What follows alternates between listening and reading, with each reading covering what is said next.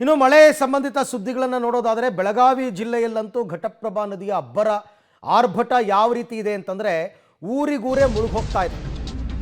ಕಣ್ಣಾಯಿಸಿದಷ್ಟು ನೀರೋ ನೀರು ಅನ್ನುವಂತಹ ಪರಿಸ್ಥಿತಿ ನಿಮಗೆಲ್ಲ ಕಡೆ. ಯಾಕೆಂದರೆ ಆ ಭಾಗದಲ್ಲಿ ಮಳೆ ಜಾಸ್ತಿ ಆಗಿದೆ, ಮಹಾರಾಷ್ಟ್ರದಲ್ಲಿ ಜಾಸ್ತಿ ಆಗಿದೆ.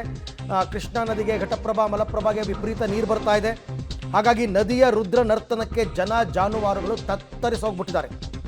ಮೊದಲೆಲ್ಲ ಇಲ್ಲಾಯಿತು, ಕರಾವಳಿ ಭಾಗ, ಮಲೆನಾಡು ಭಾಗ ಇಲ್ಲೆಲ್ಲ ಕಳೆದ ವಾರದ ತನಕ ಆಯಿತು. ಈಗ ಉತ್ತರ ಕರ್ನಾಟಕದಲ್ಲಿ ಶುರುವಾಗಿದೆ. ನದಿ ನೀರಿಗೆ ಸಿಕ್ಕಾಕೊಂಡು ತೇಲಿ ಬರ್ತಾ ಇರುವಂತೆ ಜಾನುವಾರುಗಳು ಪಾಪ. ಬೆಳಗಾವಿಯ ಮೂಡಲಗಿ ತಾಲೂಕಿನ ಹಲವೆಡೆ ನೆರೆ ದೃಶ್ಯ.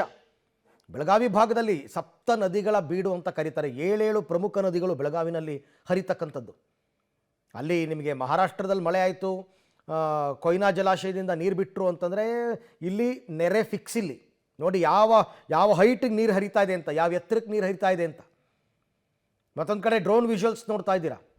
ಸೇಮ್ ಏನು ಅಲ್ಲಿ ಮರ, ನೀರು, ಹಸಿರು ನೀರು ಬಿಟ್ಟರೆ ಇನ್ನೇನು ಕಾಣಲ್ಲ.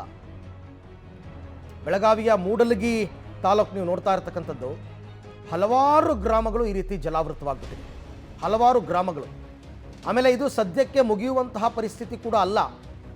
ದಕ್ಷಿಣ ಕರ್ನಾಟಕದಲ್ಲಂತೂ ಮಳೆ ಇನ್ನೇನು ಸ್ವಲ್ಪ ಕಡಿಮೆ ಆಗುತ್ತೆ ಅಂತ ಹೇಳಿದ್ದಾರೆ. ಬಟ್ ಉತ್ತರ ಕರ್ನಾಟಕ ಭಾಗದಲ್ಲಿ ಇನ್ಮೇಲೆ ಜಾಸ್ತಿ ಆಗ್ತಾ ಹೋಗುತ್ತೆ. ಇಲ್ಲಿ ಮುಗೀತು ಅಂದರೆ ಅಲ್ಲಿ ಶುರುವಾಗುತ್ತೆ. ಆ ರೀತಿ ಪರಿಸ್ಥಿತಿ ತಾವೀಗ ಗಮನಿಸ್ತಾ ಇರತಕ್ಕಂಥದ್ದು. ಬೆಳಗಾವಿಯಲ್ಲಿ ಘಟಪ್ರಭಾ ನದಿಯ ಅಬ್ಬರದಿಂದ ಅಲ್ಲುಂಟಾಗಿರ್ತಕ್ಕಂಥ ಪ್ರವಾಹ ಇನ್ನೂ ಗೊತ್ತಾಗುತ್ತೆ ನಾಳೆ ನಾಡಿದ್ರಲ್ಲಿ.